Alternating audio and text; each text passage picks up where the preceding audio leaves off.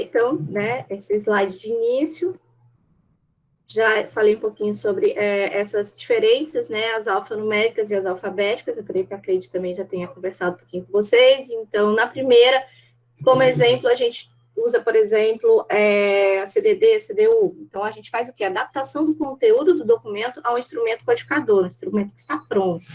Nas alfabéticas, a gente tem a oportunidade de construir identificadores de acordo com o contexto, e aí considerando a sua unidade de informação, considerando, né, os seus usuários, e entre muitas, né, formas de se dirigir às linguagens documentadas, a gente costumeiramente chama também de linguagens artificiais. Eu tinha perguntado se alguém sabia, né, dizer por que uma linguagem documentária é uma linguagem artificial. Porque não é uma linguagem falada cotidianamente, tem mais aspecto técnico do que normal. Isso, Débora. É porque ela é construída, né? Ela é artificial porque a gente trabalha todo o processo da linguagem natural para transformá-la numa linguagem documentária. Então, a gente cria uma linguagem, e essa linguagem, então, se caracteriza como uma linguagem artificial.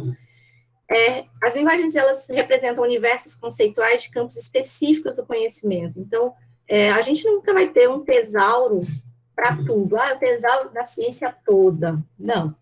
Isso aí, você pode até, eu brinco dizendo, você pode até tentar, né? Você prepara umas 4, 5 gerações para frente, né, para ir dando continuidade, e um dia, quem sabe, finaliza um tesauro desse. Então, os tesauros, eles têm essa principal característica do recorte. É preciso saber qual a área de domínio que vai ser adotada, né, para que a gente consiga desenvolver o tesauro, senão você se perde no meio do caminho. A gente aprende tesauro aqui, a gente fala sobre as atribuições das equipes, as atribuições dos bibliotecários e das bibliotecárias na construção, né, das linguagens documentárias, mas quando a gente vai para a prática, né, quando a gente vai de fato estar dentro de uma biblioteca, de uma unidade de informação, a gente vai sentir a necessidade, né, de equipes interdisciplinares. Então, para a construção de um tesauro, né, não é só o bibliotecário, a gente precisa do pessoal que trabalha com o sistema, a gente precisa das outras comunidades de uso, né, que vão fazer também, que vão trabalhar diretamente com o tesauro para recuperação da informação. Então, geralmente, a construção de tesauros, ela exige uma equipe, né, multidisciplinar, interdisciplinar, né, formação em linguística, formação nas áreas de especialidade que o tesauro vai ser construído, pessoal da tecnologia e muito mais. E aí eu queria saber de vocês, qual é a finalidade de uma linguagem documentária? Para que ela é construída? Qual é a finalidade, assim, o ponto final dela? Recuperar. Tudo bem, recuperar a informação, né? A gente faz todo o processo de representação para fazer essa recuperação. Então, a finalidade é sempre a recuperação da informação e o nosso foco sempre será o usuário, né? A gente desenvolve a linguagem documentária pensando no usuário, né? A gente não vai pensar exclusivamente na gente, como a gente vai utilizar esse instrumento, né? A gente não vai pensar, como é que para a biblioteca ela vai fazer, a gente vai ter que pensar como o usuário vai buscar essa informação. E aí, né, trazer as garantias que existem para a representação da informação para fazer com que esse instrumento ele funcione. Na hora da validação desse instrumento, que é a hora que o usuário faz uso dele, a gente consiga, né, fazer com que ele tenha acesso ao que ele realmente precisa. Então, a gente observa a CDD, né? Aí eu trouxe um exemplo, né, que é para a gente ter essas diferenciações, né? Então, a CDD está lá entre as classificações, né? É um instrumento de classificação. E aí eu peguei a religião. Fiquei um pouco me causou uma certa estranheza, né? Porque eu peguei essa tradução de uma editora. E aí percebam que lá no final, onde tem outras religiões, eu acho que eles tentaram dar, né, vamos ilustrar aqui o que são outras religiões, aí eles colocam africanas, asiáticas, nativas, e aí entre parênteses, umbandismo, macumba, candomblé, voldoísmo, Rastafari, etc. Rastafari. Aí eu fiquei pensando, Rastafari não, não é um Rastafari. E aí, uma coisa que me chamou a atenção, e aí vou destacar aqui para vocês, é essa questão aqui, né? Para quem entende um pouquinho mais sobre religião, sabe que, por exemplo, macumba não é uma expressão que define, né, um tipo de religião. Então, a gente identifica aí um primeiro preconceito considerável no processo de classificação. Tanto de classificação quanto de indexação, isso acontece. E aí, a nossa atenção no momento de construir essas linguagens documentárias também precisa estar voltada para as especificidades e para esses pontos que geralmente causam um pouco, né, de tensão, por exemplo, questões religiosas, questões políticas, né? E aí a gente percebe, isso aí foi a tradução de uma editora, né? Eu fiquei bem incomodada com isso. E aí, quando a gente fala que as linguagens documentárias do tipo classificação, elas são um pouco mais engessadas, é porque elas já têm, né, os seus identificadores pré-definidos, diferente das linguagens alfabéticas, né, como a indexação e os tesauros. Então, a gente tem dois livros diferentes, né, com religiões diferentes. Imagine que no processo de classificação eles vão ficar na mesma classe. E são praticamente religiões totalmente diferentes, né? A Seishonoye é uma religião japonesa, né? E o candomblé, ele tem origens africanas, mas a gente também sabe que essas religiões que se estabeleceram no país, né, que são as afro-brasileiras, elas também têm as suas especificidades. Então, a gente tem que ter atenção nesse processo, porque o processo de indexação e a construção de linguagens documentárias, elas implicam em duas questões.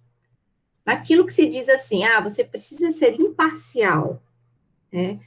Só que essa imparcialidade, quando eu digo assim, eu vou colocar essas duas numa classificação que diz lá que elas são outras religiões, ou religiões, né, não cristãs, enfim, e tento buscar a imparcialidade. Só que a partir do momento em que eu atribuo uma classe, qualquer que seja, para uma determinada obra, um determinado livro, eu já estou fazendo uma ação de arbitrariedade. A imparcialidade acabou de ser extinta. Então, todo processo de representação, ele não se valida na imparcialidade. Né? Ele acontece a partir da arbitrariedade, mas eu estou falando de uma arbitrariedade que precisa ser desenvolvida a partir da ética. Então, eu tenho que respeitar as religiões. Eu sou evangélica, eu não gosto desse negócio de macumba. Beleza. Te respeita que a sua religião seja essa, mas no processo de representação, quando você vai fazer a construção de uma linguagem documentária, você também tem que ter, né, um posicionamento arbitrário no sentido de fazer a definição correta da representação, mas considerando o outro, considerando o seu usuário, considerando as pessoas que vão buscar por aquela informação e que não necessariamente precisam ser da mesma religião que você, ou entender a forma que você quer representar aquele material a partir da sua perspectiva, da sua ideologia. Então, os processos de representação, eles têm uma carga social, de responsabilidade social muito alta, porque dependendo da forma que você representa, dependendo da forma que você desenvolve uma linguagem documentária e que você representa um livro, você tem aí uma grande possibilidade de permitir que ele seja recuperado, ao mesmo passo que você tem uma grande oportunidade de silenciá-lo dentro de uma biblioteca. Então, você pega um livro de candomblé desse e atribui a ele um descritor como macumba, você não recupera esse livro, você pode recuperar para as pessoas leigas, mas para as pessoas que, de fato, teriam interesse nessa temática, elas não vão recuperar, porque elas não vão procurar, porque é uma forma pejorativa de se dirigir à religião delas. E a gente precisa, enquanto profissional da informação, ter todos esses cuidados, porque, como eu disse, todo o nosso trabalho tem um foco, e esse foco é o usuário. Então, na biblioteconomia na ciência da informação, o conhecimento ele é sempre discutido no aspecto representacional. Então, a gente sempre representa o conhecimento. Tem o conhecimento pessoal, que é aquele, né, que cada um carrega consigo, e tem o conhecimento que a gente chama de público. A gente não, né? Algumas correntes teóricas chamam de conhecimento público, que é aquele conhecimento que foi publicado, que é um conhecimento pessoal. Eu desenvolvi uma tese, a Cleide desenvolveu uma tese, e aí a gente publicou esse conhecimento, né, essa pesquisa, o que a gente conseguiu extrair da pesquisa enquanto conhecimento, e ele está disponível para uso e é acumulado. Então, ele forma as bibliotecas, né, ele forma os repositórios de instituições e tal. E aí, os processos de representação, eles vão originar tanto os processos, os produtos e os instrumentos de organização e representação da informação para a organização desse conhecimento público, né, daquilo que foi produzido. Um exemplo de linguagem documentária que faz, né, essa organização é o Tesauro. Então, quando a gente fala em organização e representação da informação, a gente tem produtos, a gente tem processos, produtos e instrumentos. O Tesauro, dentro da área de organização e representação da informação, ele é um processo, ele é um produto e ele é um instrumento. Ele é um processo porque você desenvolve um tesauro e tem um processo de desenvolvimento do tesauro. Ele é um produto porque depois de pronto, você tem o produto em si, o tesauro construído, né? Aqueles catálogos. Se você já tiver a oportunidade de ver um tesauro, procurar na internet, por exemplo, o tesauro do Ministério do Trabalho, tem 500 páginas, né? Do STJ tem 1000 páginas, então são tesauros gigantescos. Então, enquanto material pronto, ele é um produto. E para a atuação do profissional, para o uso dentro da biblioteca, ele é um instrumento. Então, o tesauro é, né, um dos itens de organização e representação da informação que atende às 3 características. Ele é um processo, é um produto e também é um instrumento. Quando a gente fala no processo de representação, a gente tem que entender que todo processo de representação do conhecimento é um processo de representação social também. As áreas de conhecimento, a estrutura que a gente tem, a área da medicina, a área da comunicação, a área da educação, a área da ciência da informação, elas são estruturadas, né, a partir de um modelo cognitivo e de um modelo conceitual. Elas foram organizadas de maneira lógica, e elas têm uma estrutura conceitual. Quando eu falo estrutura conceitual, por exemplo, a mediação, né, o conceito de mediação que a gente usa na comunicação é diferente do conceito de mediação que a gente usa na ciência da informação. Então, dentro do modelo conceitual, essas duas definições, elas vão tomar sentidos diferentes de acordo com o modelo cognitivo utilizado para elas, né, de como foi pensada a mediação dentro da área de comunicação e dentro da área de ciência da informação. E para isso, quando a gente fala no processo de representação, a gente tem que considerar esses 3 elementos. Eles precisam, em algum momento, né, a gente diz assim, que uma boa representação, ela está pautada no seu conhecimento sobre o conteúdo, este conteúdo dentro de um contexto e este contexto atendendo a um grupo de usuários. Então, você sempre vai trabalhar nessa perspectiva do conteúdo, do contexto e do usuário, porque se você desloca um desses, você não vai ter uma efetiva recuperação da informação. Por exemplo, se a gente trabalha só o conteúdo e o usuário e a gente não considera o contexto, a gente corre o risco de fazer todo o processo de representação, usar o tesauro, fazer a indexação, e aí preparar um material de recuperação que o usuário não entende, não alcança, você não foi lá e você não considerou o contexto onde ele estava inserido. Da mesma forma, se eu pego só o contexto, por exemplo, uma biblioteca de medicina, o contexto é o contexto da medicina, mas quem são os usuários dessa biblioteca? São alunos ou são profissionais? São alunos, profissionais ou são pesquisadores? Então, se eu desconsidero o contexto, eu também não consigo alcançar uma representação, né, efetiva dessa informação. E aí, como eu disse, o usuário é o nosso principal foco em todo esse processo. Considerando o desenvolvimento das linguagens documentárias, é sempre nele que a gente tem, né, tem assim, como ponto final, assim, eu preciso atender, eu preciso focar os meus objetivos nele. E aí, para a gente entender aonde que a linguagem documentária entra, a importância dela dentro desse ciclo informacional, dentro dos processos que acontecem dentro das unidades de informação, eu trouxe o ciclo informacional, que é esse desenho, né? Ele só não tem essa parte vermelha eu só coloquei para a gente fazer uma distinção aqui no comentário que eu vou apresentar. Quem desenvolveu esse ciclo informacional da forma que está aparecendo aqui na tela foi a Vera do Debay, mas com base no ciclo informacional do Lancaster. Lancaster famoso, né, indexação e resumos. Então, ela desenvolveu e ela fez uma pequena separação, que ela chamou de uma dimensão de trocas, né? E uma primeira e uma segunda dimensão, e a primeira ela chama de dimensão de trocas, a segunda é de memória informacional, memória documentária, desculpa. E aí ela faz essa separação. Então, a gente olhando para o ciclo, sem esse círculo vermelho, primeiro, a gente vê aí, ó, produção, registro, informação, assimilação, e aí o ciclo retoma, produção, registro. Esse primeiro momento é uma dimensão de trocas de informação. Ele acontece independente das etapas abaixo.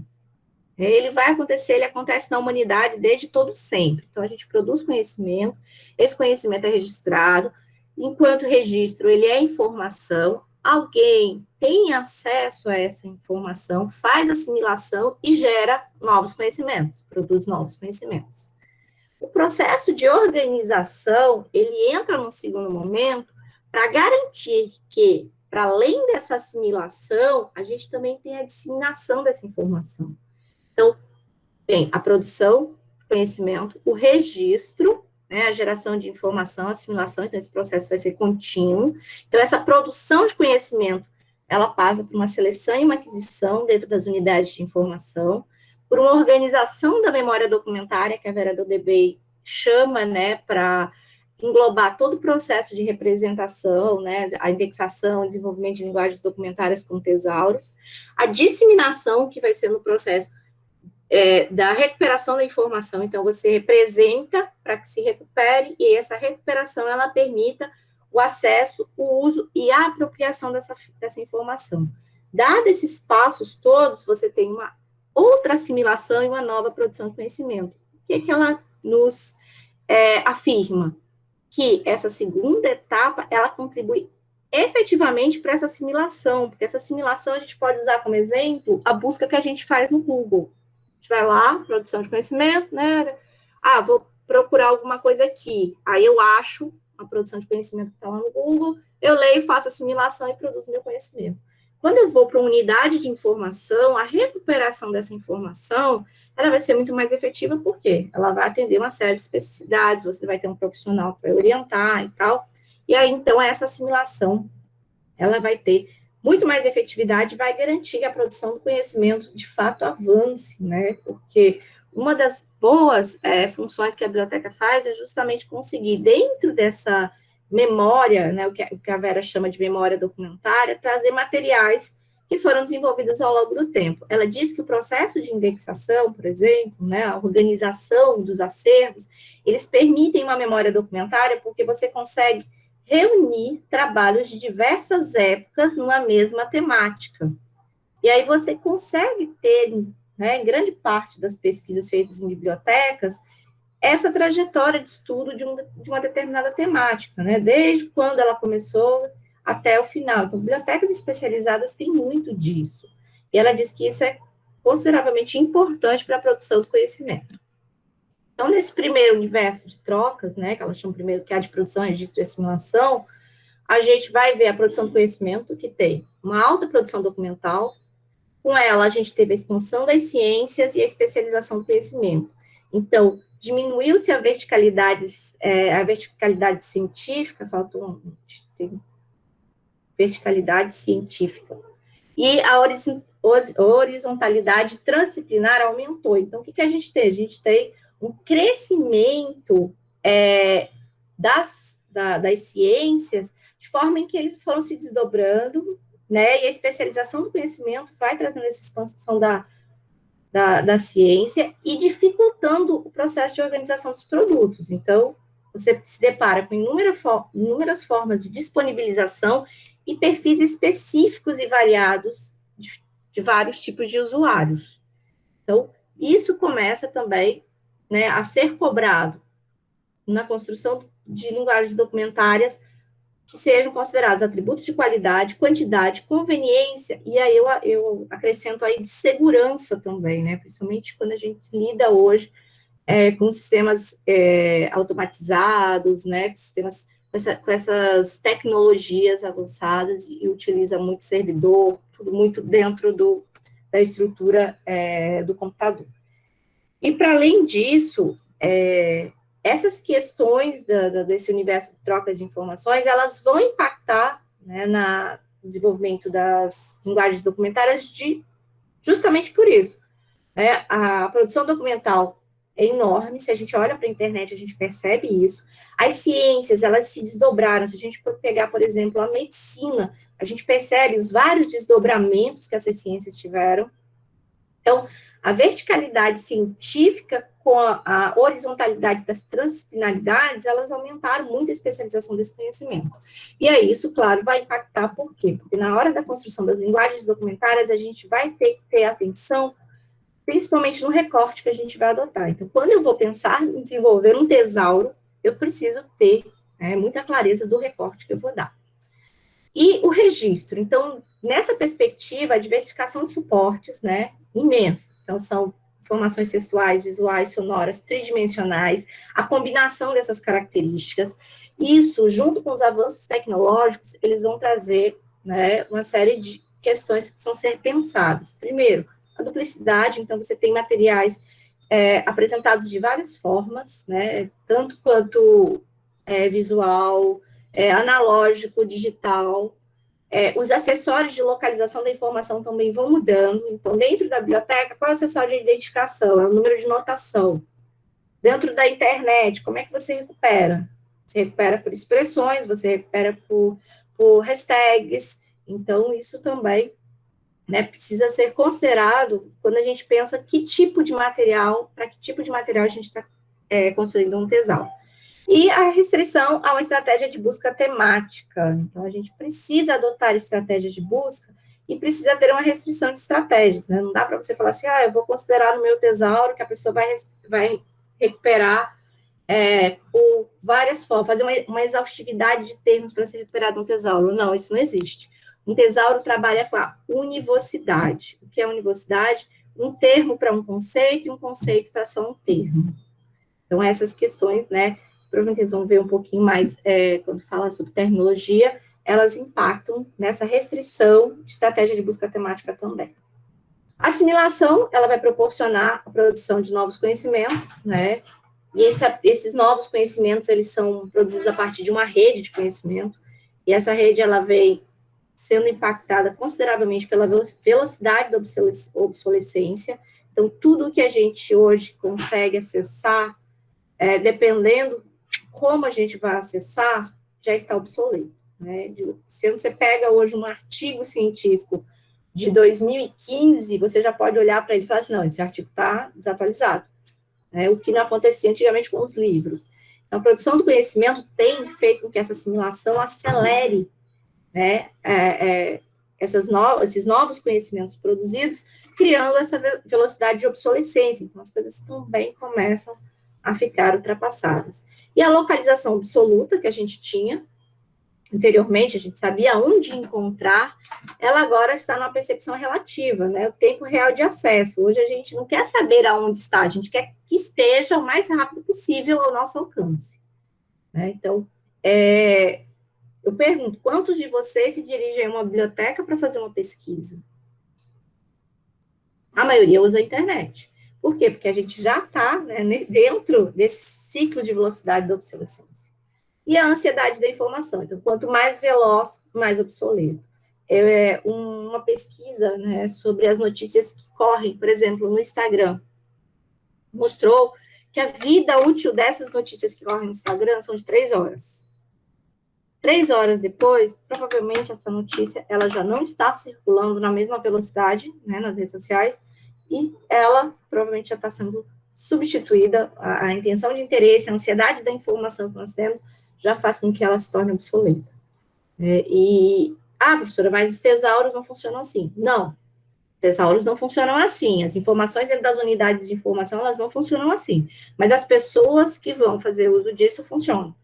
Né? Estão nessa dinâmica. Então, é preciso que, na hora da construção de uma linguagem documentária, a gente realmente se debruce sobre materiais atuais, a gente use expressões, né? A gente tenha muito cuidado para não usar expressões que estão desatualizadas, que já caíram em desuso, né? Expressões que não são mais recorrentes na nossa fala. Um exemplo, né? Eu tive um aluno de mestrado aí da UFCA, do mestrado de biblioteconomia, e ele fez um levantamento nas bibliotecas sobre literatura erótica.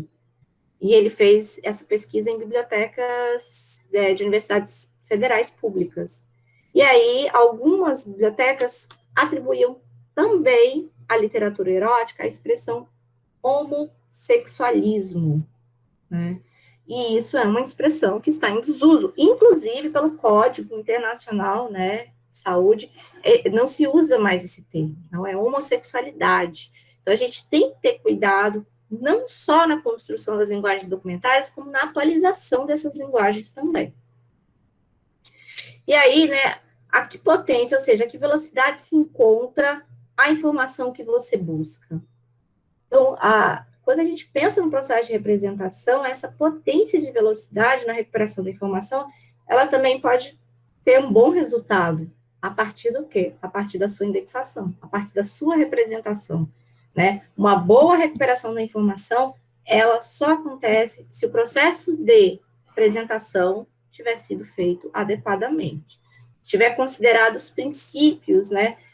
O princípio do uso, o princípio da garantia literária, o princípio da garantia cultural, para que o meu usuário esteja, né, bem amparado no momento em que eu estou fazendo aquela representação para ele.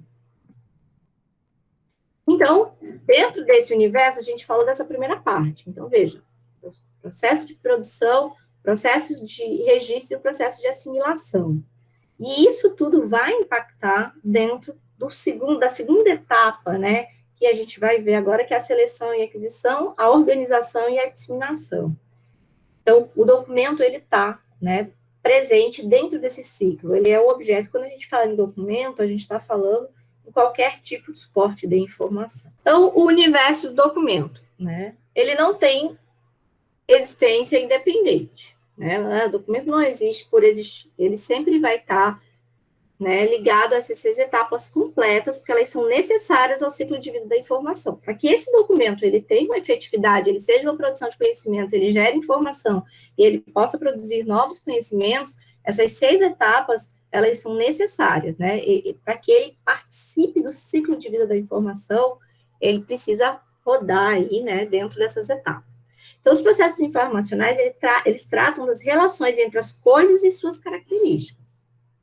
Então, esses processos informacionais de representação, eles têm como objetivo os objetos, são as coisas que queremos representar, um livro, por exemplo, e as propriedades, que são as características dessas coisas. Então, quando eu vou representar um livro, eu faço uma representação descritiva, que são as características físicas desse livro, dessa coisa, e também eu faço uma representação temática, que são, né, os descritores, que diz respeito ao conteúdo desse objeto.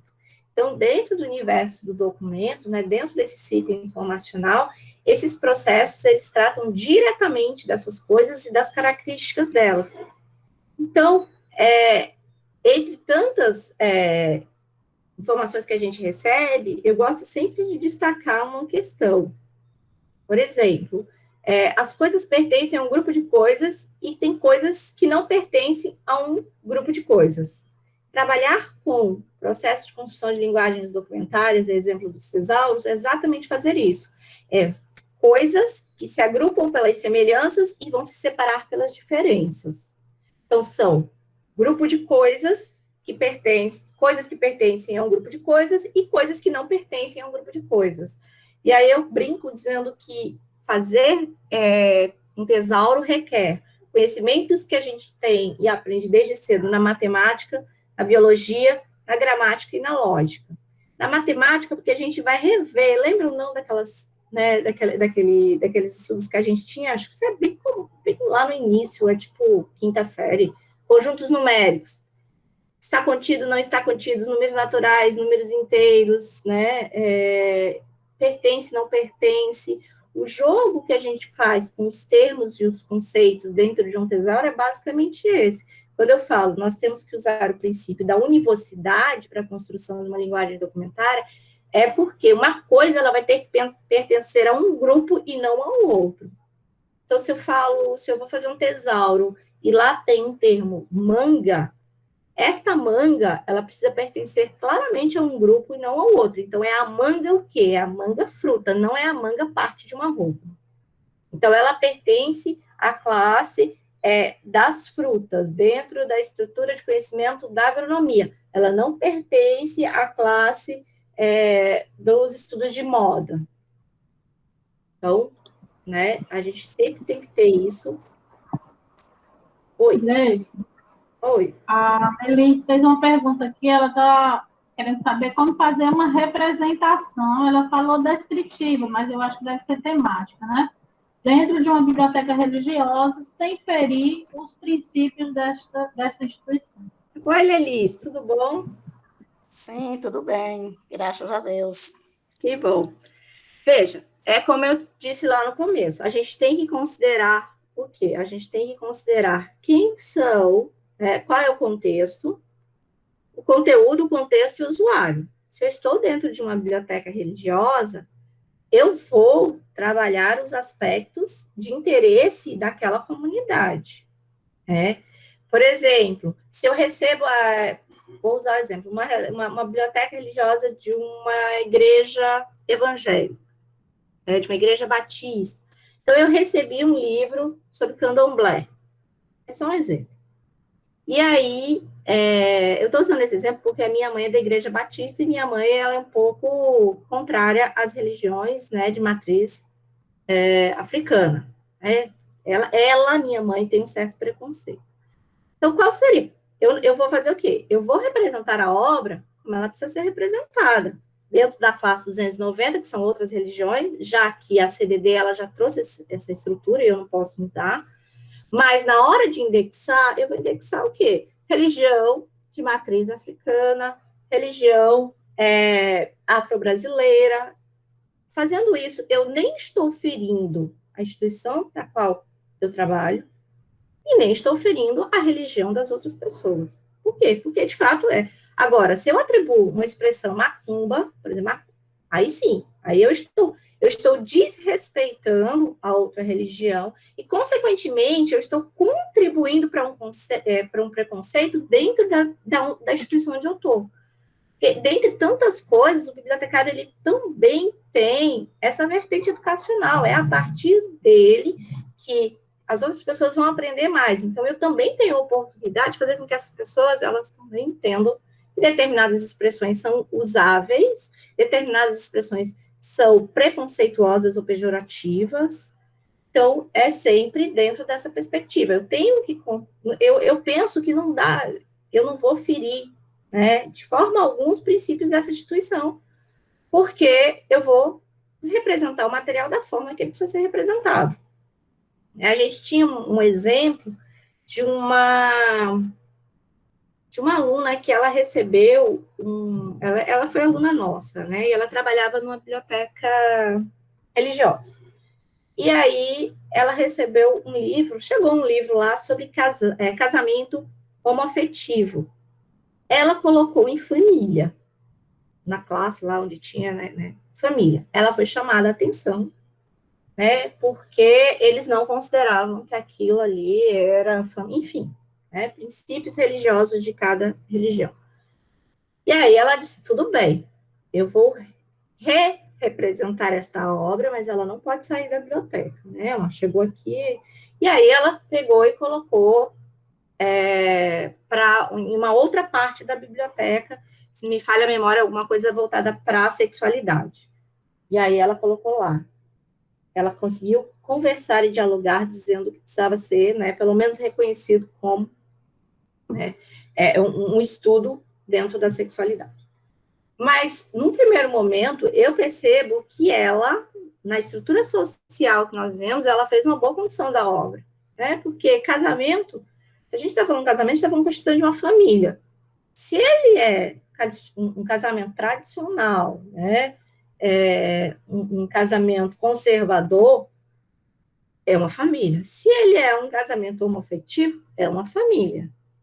Então, no primeiro momento, eu penso que ela teve uma leitura muito, muito interessante da obra quando ela faz essa representação. Mas aí, é como eu estou dizendo, ela, né, no papel dela de bibliotecária, ela conversou e ela tentou dialogar. E aí, é claro, quando a gente está trabalhando para uma instituição, a gente tem que ter esse diálogo, e a gente também, né, tem que, em alguma medida, ver quais são os interesses da instituição. Ela conseguiu um feito que foi não tirar a obra da biblioteca. Aí a Carolina Ok. colocou. Obrigada. Deu certo? Deu para entender? Deu sim. Obrigada. Nada. A Carolina colocou aqui, né? É preciso ter muito cuidado com relação a isso, né, professora? Eu pude observar no estágio que na hora do desbaste ou descarte, tem que analisar cautelosamente esses livros de cunho religioso. Eu percebi até mesmo que existem religiões que têm maior produção literária, por isso às vezes tem um maior volume de determinada religião na biblioteca. Onde estagiei, sempre que eu ia colocar os livros na estante, observava que tinha muitos romances espíritas. Se você está numa biblioteca, né, que tem uma aproximação religiosa, né, com o espiritismo, por exemplo, vai ter. É a Cleide que trabalhou na biblioteca pública, né, Cleide? É muito comum esses romances espíritas, né, na parte de literatura, né? Cleide. Tem muito sobre essa parte de teologia cristã, que é, na verdade, considerada como autoajuda, e entra lá naquela parte de filosofia. Esses livros do padre Marcelo Rosado, como é? Aquele Fábio Júnior, como é? Fábio de Mello? Pronto. Escreve muita obra assim, que é teologia cristã. Ele fala mas aí fala como uma espécie de autoajuda mesmo. E aí entra nessa parte de psicologia aplicada. Já os romances espíritas, se ele for um romance mesmo, ele vai lá para a literatura. Se ele for a parte de espiritismo, ele também vai para a filosofia, 133, que aí é outro preconceito da CDD, que é ocultismo. 133 é ocultismo. Então, o espiritismo dentro da CDD, ele está nessa coisa de mistério, de espiritismo, ou de ocultismo, dentro da mesma coisa do voodoo, por exemplo. É porque, assim, a gente, né, a CDD, tanto a CDD quanto a CDU, elas foram criadas numa perspectiva eurocêntrica, né? Então, são religiões, quem escreveu foram homens brancos, héteros, cristãos. Então, a gente vai ter essa estrutura. O bacana da CDD é que ela te permite criar também, né? Então, se você quer fazer, você pode fazer uma síntese e colocar em outro lugar que você acha mais adequado. É só você ler atentamente e ver como pode fazer. Você cria anotação, né? Isso, cria. A Débora está perguntando se existe algum estudo para atualizar. Elas são atualizadas constantemente, né? Ah, eu pensei que era CDD. Ela é atualizada constantemente. As linguagens documentárias, de modo geral, né? Sim, cada uma tem, né? O Tesauro, por exemplo, ele é super atualizado, está sempre se atualizando, não é isso, Grace? Um tesauro, ele demora muito para ser construído, né? Uhum. E aí é preciso, quando a gente está fazendo a construção do tesauro, a gente vai ter que, dentro da política de indexação, por exemplo, fazer lá a descrição de como é que esse tesauro vai ser atualizado. De tempo em tempo, ou se o termo for mudado, quem é que vai acompanhar essa atualização. Então, é preciso também ter uma política de indexação voltada, né, considerando a estrutura do tesauro para a atualização dele. E aí, de tempo em tempo, inserção de novos termos, exclusão de termos que estão em desuso, observar, por exemplo, obras naqueles relatórios que as bibliotecas emitem, observar porque determinadas obras não estão sendo recuperadas. E aí, um dos procedimentos é você revisar o processo de representação dessa obra, porque provavelmente ela não esteja sendo procurada porque ela não foi bem indexada. E aí isso impacta na hora da recuperação da informação. Então, dentro das estruturas de representação, a gente sempre fala que a gente vai agrupar pelas semelhanças e separar pelas diferenças. Então, quando a gente agrupa pelas semelhanças, vou dar um exemplo. A gente pega, por exemplo, 3 grandes áreas de conhecimento. Chegou livros na minha biblioteca, para biblioteconomia, agronomia e direito. No primeiro momento, eu vou separar esses livros de acordo com as suas áreas. Tudo que for de biblioteconomia, eu boto para cá. tudo que for de agronomia eu boto para cá, e tudo que for de direito para cá. Então, eu agrupei pelas semelhanças. No segundo passo, eu vou separar pelas diferenças. Então, dentro da biblioteconomia, o que é estudo do usuário, o que é indexação, o que é material voltado para fundamentação. Dentro da agronomia, o que é estudo dos solos, o que é estudo das sementes, o que é estudo das plantas, enfim. No direito, o que é direito civil, o que é direito penal, o que é direito de família. Então, esse é um processo lógico, e aí é por isso que eu digo que a gente usa a lógica, porque é um processo lógico de organização. Então, a gente vai usar a matemática, porque a gente vai trabalhar nessa perspectiva de estar contido e não estar contido. A gente vai usar da biologia, porque a gente vai trabalhar em estruturas taxonômicas, né, sempre do maior para o menor, né, do genérico para o específico, né, sempre indo e voltando, né, numa estrutura de ordenação e superordenação, subordinação e superordenação, e a gramática, porque a gente precisa trabalhar principalmente com as palavras, a gente tem que saber o que é necessário, né? Tem os princípios da indexação, e os princípios da indexação, eles estão pautados pela gramática que a gente usa, e a lógica. E a lógica é essa estruturação da gente saber que determinado material é de uma área e não é da outra, é a gente saber que dentro da estrutura hierárquica, quem é um termo maior do que o outro, quem vem primeiro, quem é subdivisão de quem, para a gente conseguir entender. Então, a representação pelas memórias documentárias, elas não oferecem a garantia de acesso, mas a possibilidade de acesso. E quando a gente fala em possibilidade de acesso, a gente está falando de quê? Da recuperação da informação. Então, a construção de linguagens documentárias, né, elas vão garantir, elas precisam ter essa possibilidade de acesso. Garantia é muito forte. Eu vou garantir que vai acessar, porque cada cabeça é um mundo, a forma como as pessoas buscam a informação não são iguais. A gente tenta, de acordo com essas características de contexto, né, de conteúdo, de usuário, perfil do usuário, perfil da instituição, a gente consegue fazer uma boa aproximação para garantir esse acesso, né? Mas aí a Vera disse que assim, a gente não tem garantia de acesso, a gente tem possibilidade de acesso. E a gente tem que ter em mente que não necessariamente o acesso garante o uso, e não necessariamente o acesso e o uso garante a apropriação dessa informação. Né? Então, são etapas que, em alguma medida, não dependem mais do bibliotecário, porque você garante o acesso, né? E o acesso a um material. Claro, se você faz uma boa recuperação, você tem lá a possibilidade de acesso, o uso pode ser efetivo. E aí, o uso para apropriação já é, né, uma parte mais efetivamente voltada para os estudos de perfil de usuário. E aí, quando a gente pensa no desenvolvimento de tesauros, é interessante que a gente também trabalhe com perfil de usuário.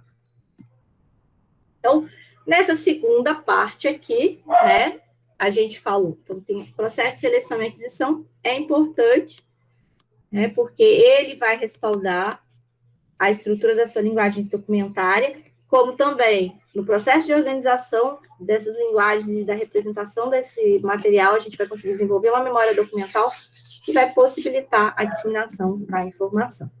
Então, seleção e aquisição, eles não são processos ao acaso, eles são filtros. Você só faz a seleção e aquisição de um material dentro de uma unidade de informação de acordo com a necessidade de informação e a oferta, né? Ele é um processo redutor, porque assim, eu não posso chegar na minha biblioteca e falar assim, vou formar um acervo, né? Vou formar um acervo sobre religião. E aí vou comprar tudo que é livro de religião que existir para formar meu acervo.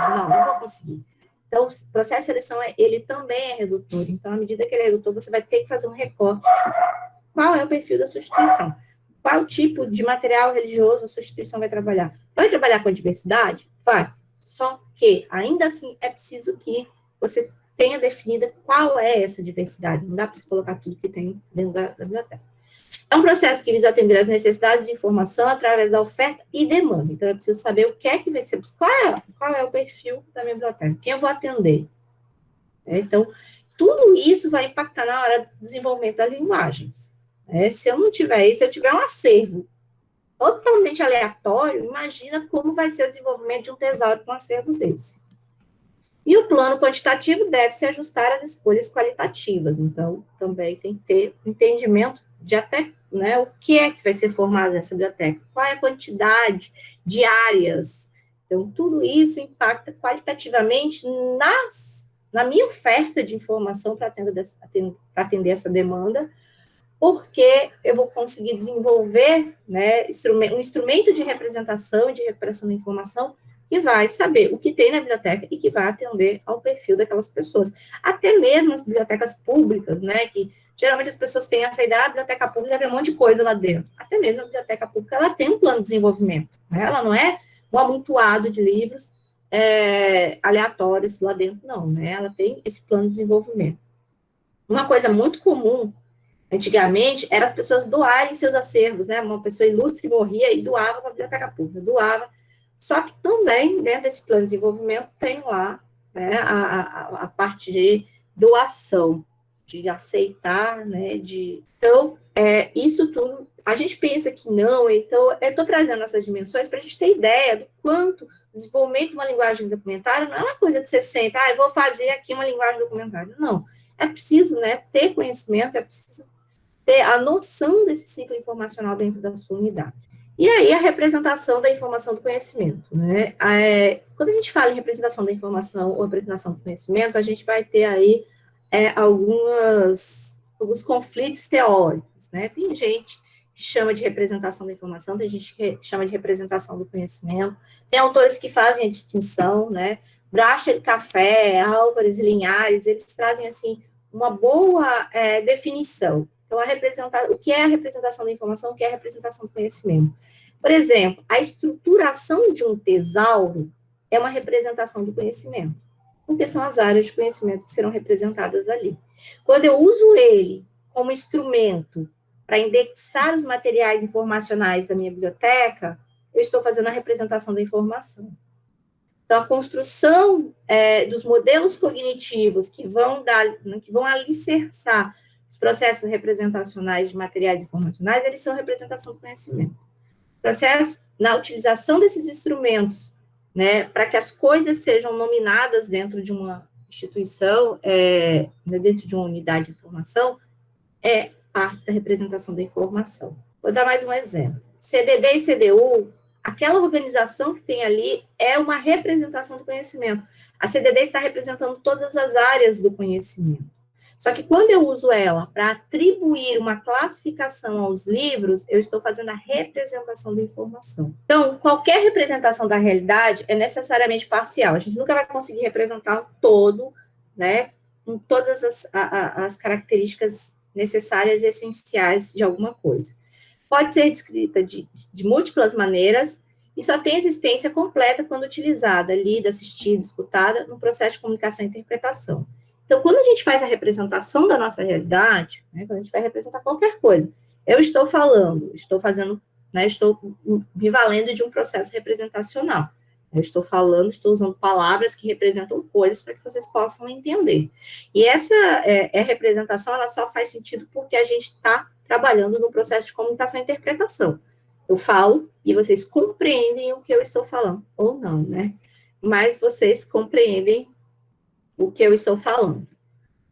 E aí, quando a gente pensa na representação da informação, a gente tem consciência de que ela tem uma redução semântica, ela vai ter uma pluralidade de significados, e ela também é responsável pela produção de sentido. O pessoal falou aqui, o interessante é que não envolve apenas organização e recuperação, a etimologia e também. O pessoal de letras é um companheiro excelente na hora de fazer um tesauro. Sim, isso mesmo, Débora. Geralmente, as pessoas, né, da linguística são chamadas para fazer a estruturação, para o que é termo, o que não é um termo, né? Então, a gente tem que estudar um pouquinho.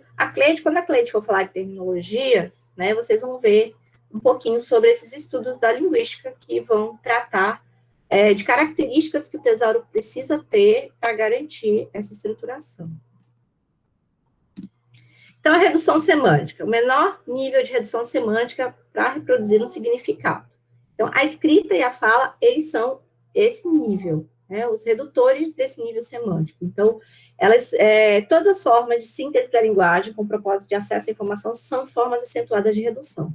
Quando a gente escreve, quando a gente fala, a gente já está reduzindo o nível semântico das coisas. Então, por exemplo, se eu vou explicar o que é uma caneta, eu apenas digo caneta, é uma redução semântica. Eu não preciso dizer que é um objeto feito de placa e tinta, tem uma ponta que escreve. Não, eu digo caneta e vocês já compreendem. É a redução semântica. Se eu escrevo caneta, tragam a caneta na próxima prova. Vocês vão entender o que eu estou falando. É uma redução semântica, no entanto, mantém a compreensão, né? O processo de interpretação. E as reduções semânticas, elas são redução de significado, é evidente, né? Então, a gente tem a representação sensível, que é quando eu falo assim, caneta, aí vocês imaginam uma caneta, mesmo que não tenha uma caneta para mostrar para vocês. A redução conceitual, que é pegar essa imagem que eu tenho de caneta e transformá-la numa definição. Se eu pedir para alguém, por favor, me diga o que é uma caneta, você vai ter uma redução conceitual. Quando eu digo apenas caneta, eu tenho uma redução verbal. Então, eu sei o conceito de caneta, no entanto, eu fiz a redução verbal. Além da redução verbal, quando eu digo caneta, a gente também tem a redução social, que é a compreensão do que é uma caneta e para que serve uma caneta. Então, eu não preciso explicar para vocês, quando eu digo caneta, para que serve uma caneta. Porque a gente já tem um acordo social de compreensão, né, de interpretação desse conceito, para saber a que danado serve uma caneta.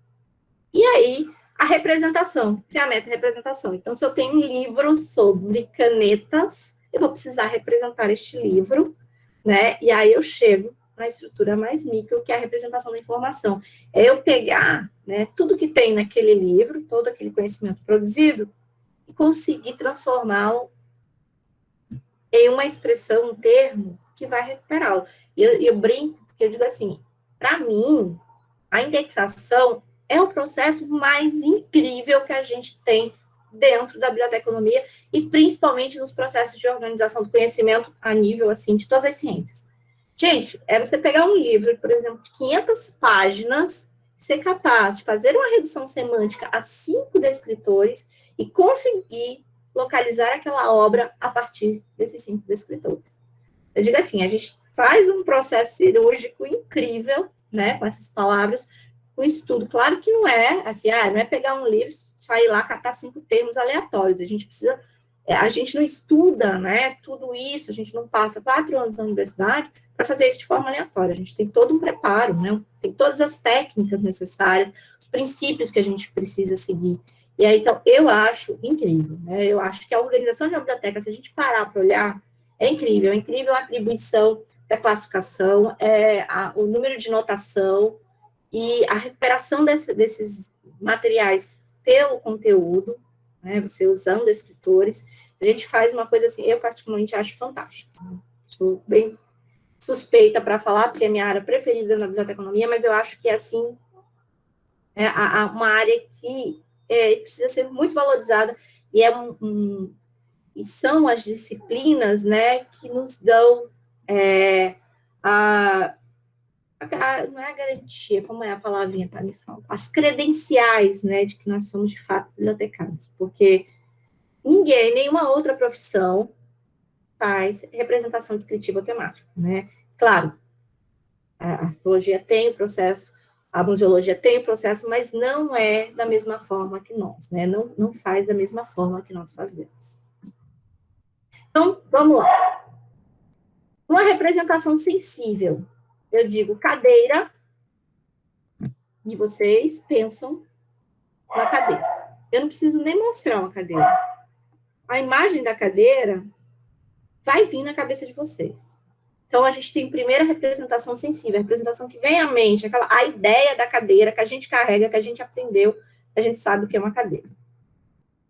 Dessa representação sensível vai depender do contexto em que eu estou falando, porque eu posso falar de uma cadeira, dessa cadeira que a gente senta, como eu posso falar assim, eu queria ocupar uma cadeira na Academia Brasileira de Letras. Então, vai depender do contexto da conversa para que essa minha percepção sensível do que é uma cadeira seja compreendida. Então, essa é a primeira representação, a representação sensível. É quando a gente fala, conversa, se comunica e tem um contexto. No segundo momento, a gente tem a representação conceitual, que vai vir para me dizer o que é uma cadeira, que danada é uma cadeira. Então, a cadeira é uma peça de mobília composta de um assento individual e de um encosto, com ou sem braços. né? Ou uma posição, lugar de honra, de autoridade, dignidade, numa corporação, numa instituição, tarará, tarará, tarará. Então, existem os conceitos. Então, essa é a representação conceitual. É a partir desta representação conceitual que eu defino qual é a cadeira que vai para o meu tesauro. Se eu estou falando de uma estrutura organizacional, né, de uma instituição, ou se eu estou falando, né, de arranjos, estou fazendo um tesauro de arquitetura, estou fazendo um tesauro de mobílias, enfim. Então, é o primeiro momento de definição. A gente tem a representação verbal, que é escrever a cadeira ou falar cadeira, que aí é uma redução, né? Perceba, a primeira redução sensível, ela é muito ampla, porque ela pode vir o que você quiser. Posso pensar na cadeira, eu vou falar uma cadeira, vocês vão pensar na cadeira azul, amarela, cor de rosa, eu vou pensar na cadeira de balanço, uma cadeira de rodinha. Na representação conceitual, a gente tem a precisão do que é uma cadeira, sem muitas características. A gente tem um termo bem genérico do que cadeira é isso aqui. Tudo que você vai adicionando a esse termo, se eu quero falar de uma cadeira de balanços, provavelmente eu vou adicionar características que vão trazer um conceito mais específico de cadeira. Então, essa é uma representação verbal. Então, a gente já teve uma redução da ideia, que sempre tem na mente da gente, a gente reduz para o conceito. Do conceito, a gente reduz para a representação verbal. É escrito ou falado. Cadeira, escreveu. Eu não preciso explicar o que é cadeira. Não preciso dizer como é que eu estou imaginando a cadeira. E aí nós temos a representação social, que ela se dá, né, em 2 níveis. Essa representação social eu sei o que é uma cadeira e eu sei para que serve uma cadeira. Eu sei, por exemplo, que uma cadeira não é para colocar os pés em cima, apesar que as pessoas colocam. Mas a gente foi ensinado para que serve uma cadeira. Então, socialmente, nós temos um acordo social de entendimento do que é uma cadeira. Então, essa representação social está clara para todos nós. Um outro modelo de representação social é também as produções de conhecimento sobre cadeira. E aí, a gente, de novo, vai conseguir visualizar o quanto é importante a construção das linguagens documentárias, considerando esses aspectos. Porque, por exemplo, do lado esquerdo da sua tela, eu tenho uma tese do Ivan Ricardo Rodrigues Carrier. Ele vai falar recomendações tecnológicas de projeto para o desenvolvimento de cadeira de rodas de propulsão manual. E do outro lado, né, 1000 cadeiras, em inglês, né, 1000 cadeiras. Percebam, na representação social, na representação conceitual, ambos falam de cadeira. Na representação social, né, já não mais. E principalmente na representação social do conhecimento, porque dentro de uma biblioteca, dificilmente essas duas obras estarão juntas ou estarão representadas pelos mesmos escritores. Porque uma fala das questões de cadeiras de rodas, né, o design dessas cadeiras de rodas, e aí tem um público mais específico, mesmo tendo uma área de concentração de design e arquitetura. Então, trabalho um aspecto, né, diferente desse outro, né, das 1000 cadeiras, que são 1000 modelos de cadeiras de designs, né, que as duas são cadeiras? São, mas têm funções diferentes. Então, eu tenho que saber como, dentro do meu tesauro, isso vai ser representado. E a representação documentária. Eu trouxe esse tesauro de artes e arquitetura, né, da Espanha, e aí, na primeira busca, quando eu coloquei cadeira em espanhol, veja que ele recupera 205 termos, né, 205 elementos. E aí, o primeiro é genérico, eles falam, né, que são assentos para uma pessoa, com encostos e braços. No segundo, né, aqui, quando você vê da hierarquia, ele vai dizendo qual é a estrutura hierárquica da cadeira dentro de outros mobiliários. Então, esta cadeira que ele está falando é uma cadeira de forma bem genérica, específica de mobília. Então, esses são os níveis de representação que a gente tem. E aí, quando a gente chega nesse nível de representação, que são as linguagens documentárias, a gente vai precisar considerar aqueles níveis anteriores, principalmente o nível de representação. Na questão da representação sensível, para saber quem é meu usuário, Por que eu tenho que saber meu usuário? Porque na hora da representação conceitual, eu tenho que saber de qual cadeira eu estou falando. Na hora da representação verbal, eu tenho que saber, por exemplo, em qual língua isso vai ser feito. Aqui eu trouxe para vocês em espanhol. Quem é o meu usuário? Então, também preciso ter esse cuidado. E na hora da representação social, como esse objeto está sendo descrito, a partir de perspectiva do conhecimento ele está sendo estudado. Então, ele vai ficar onde? Dentro da biblioteca. Como é que ele vai ser representado? Então, esses são os níveis de redução semântica que a gente tem até chegar na linguagem documentária. Percebam quanto a linguagem documentária, ela carrega, né, dos níveis anteriores. E aí, então, a pluralidade de significados, a linguagem ela é fator de comunicação e organizador do pensamento, a escrita é uma forma visual de fixar a linguagem.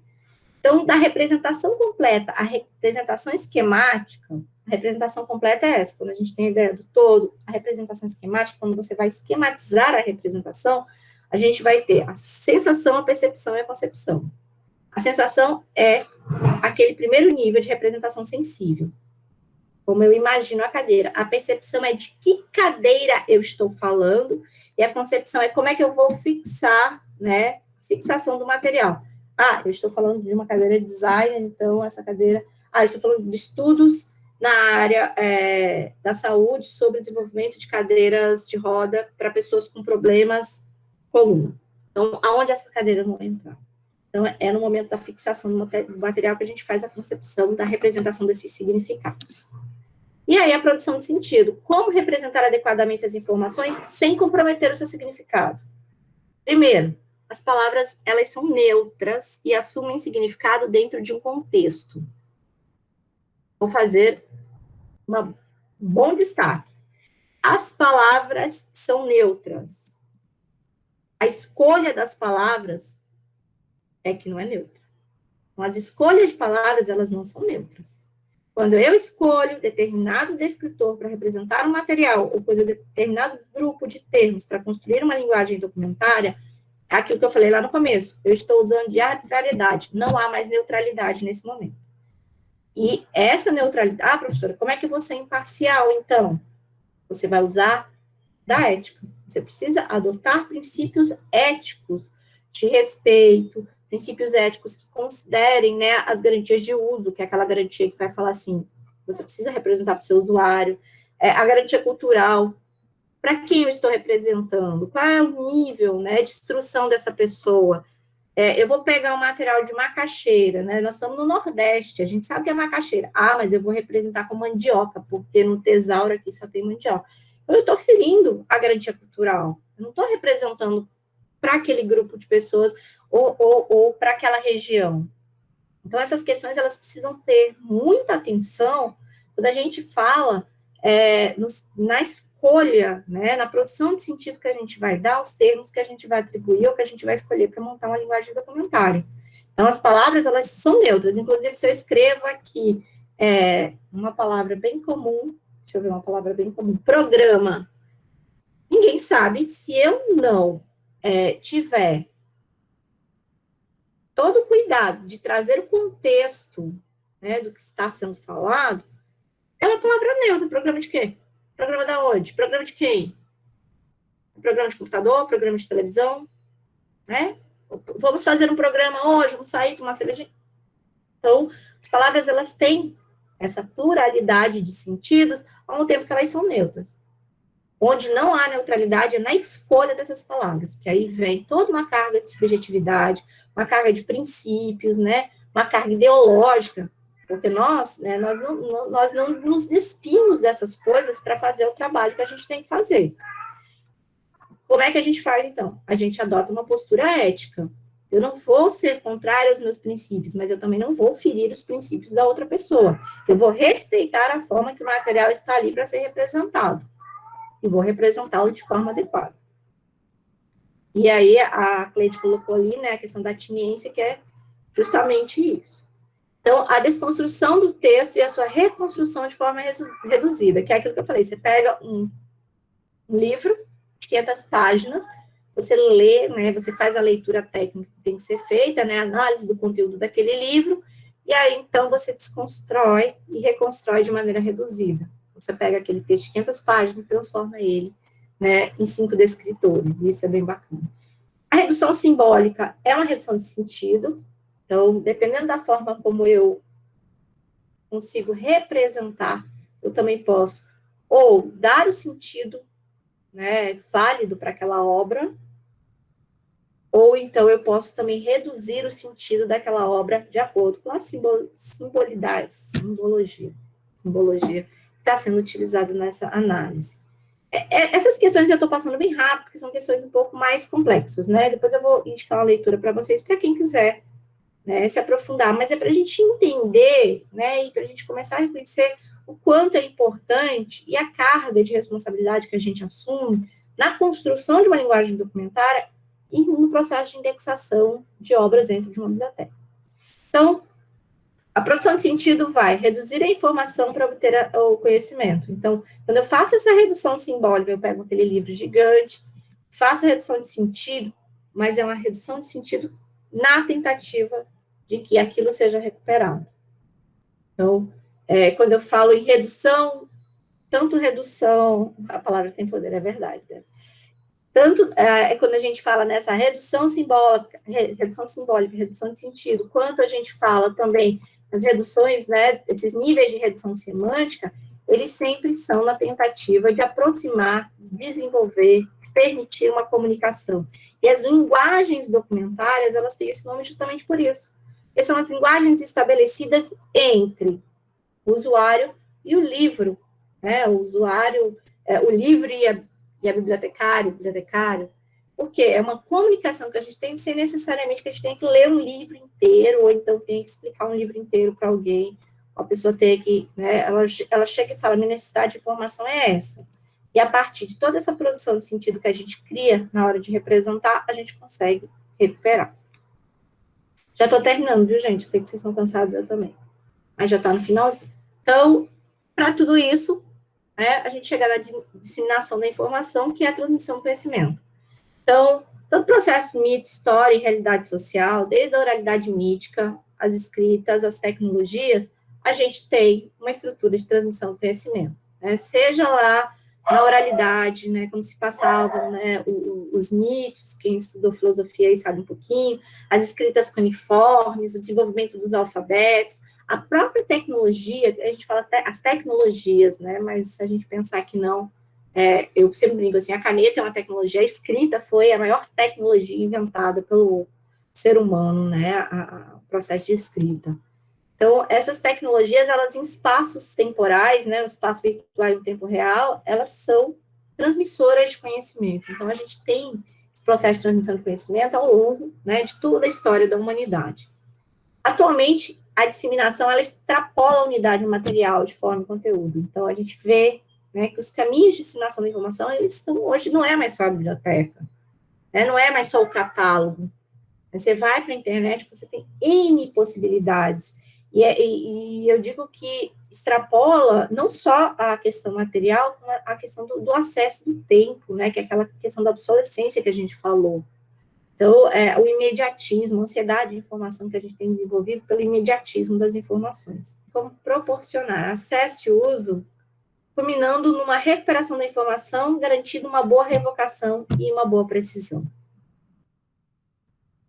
Depois que a gente viu tudo isso, que a gente vê que a disseminação é importantíssima, que atualmente ela vai extrapolar a unidade material, como é que a gente vai pensar, né, essa possibilidade de acesso e uso a partir de uma recuperação da informação que vai garantir essa revocação e essa precisão? Então, essa é a pergunta que a gente deixa quando a gente olha para esse ciclo informacional. Essa primeira parte é uma primeira parte que talvez não nos caiba, né? A gente não é responsável pela produção, pelo registro, pela assimilação da informação, mas a gente é responsável por toda essa parte mais abaixo do registro, né? Todo o tratamento informacional que vai permitir que essa assimilação faça produção e registro de novos conhecimentos, de novas informações. E é nesse processo que as linguagens documentárias elas têm um impacto considerável. É por tudo isso que eu disse. O processo de representação das linguagens documentárias é um modelo representacional do mundo real. né, das ciências, de como as pessoas vivem. Ah, mas eu não vou trabalhar numa biblioteca científica, eu vou trabalhar numa biblioteca comunitária. Sim, mas você vai ter que adotar um modelo de representação que vá atender aquela comunidade. Né? E esse modelo de representação, ele tem que ter relação com o real, com a vida das pessoas, com a necessidade, com as demandas informacionais, com as ansiedades informacionais dessas pessoas. Por isso que a construção das linguagens documentárias, elas querem tanta atenção e tanto cuidado, porque é uma responsabilidade, é sua responsabilidade apresentar, conseguir permitir esse acesso a uma obra. É sua responsabilidade que as pessoas consigam, a partir dessa disseminação, fazer uma melhor assimilação e produzir novos conhecimentos. E, principalmente, é sua responsabilidade não silenciar essas informações dentro de uma unidade de informação. Porque, como eu disse, a representação, ela possibilita o acesso, mas ela também pode permitir um silenciamento. Silenciamento no sentido de a obra está dentro da biblioteca, ela está mal representada e ela nunca vai ser recuperada. Então, essas questões, elas precisam ser ter muita atenção para que a gente consiga desenvolver. Então, para amarrar aí, as linguagens documentárias no ciclo da informação são estratégias de representação para impedir a oferta de informação indesejada. A utilização da linguagem documentária, ela serve como atalho, como filtro, porque você vai originar a partir da estruturação dela índices sistemáticos, sistemas de hipertextos, guias, catálogos. Então, você tem uma infinidade, né, de modelos de linguagens documentárias que vão poder auxiliar você no seu trabalho na biblioteca. Aqui, a disciplina, ela se foca num tesauro, mas os princípios de construção de um tesauro, os princípios de índices sistemáticos e guias e catálogos é muito próximo. Não é o estágio final, mas é uma tarefa social de garantir o acesso e a construção de novos ciclos, né?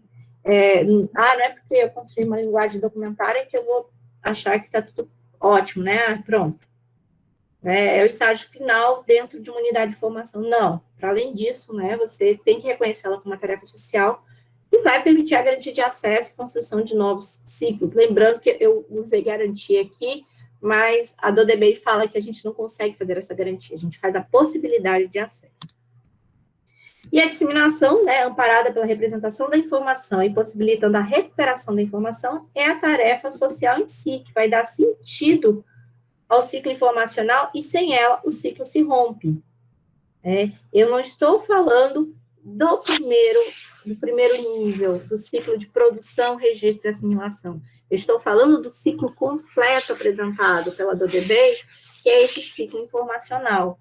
Então, se você não consegue fazer um processo de representação adequado para que a disseminação, né, no processo de disseminação, essas informações elas sejam adequadamente recuperadas, você vai quebrar o ciclo informacional e não vai conseguir proporcionar a assimilação, a produção de novos conhecimentos, o registro e voltar, né, que como ciclo não tem fim. O que ler? Eu gosto muito desse livro da Vera Dodebei. Outro dia eu tinha visto que uma outra editora, que a Interciência tinha voltado a produzi-la, porque teve um tempo que era a Intertexto acho que fechou, foi uma coisa assim. Então, é um livrinho, ele é fininho, né, ele não é... Para quem está estudando tesauro, ele tem essa primeira parte mais densa, né, que ela vai falar especificamente do entendimento lógico de funcionamento, dessa percepção, dessa parte de compreensão do mundo sensível, do modelo, de entendimento de como os conceitos são estruturados socialmente. Depois tem a parte de construção de tesauros mesmo, né, que daí ela mostra direitinho, ela traz exemplos. É bacana. É um livro que eu digo assim, é um livro muito bacana de ler, né, para disciplina, mas é um livro que precisa ter um acompanhamento de leitura.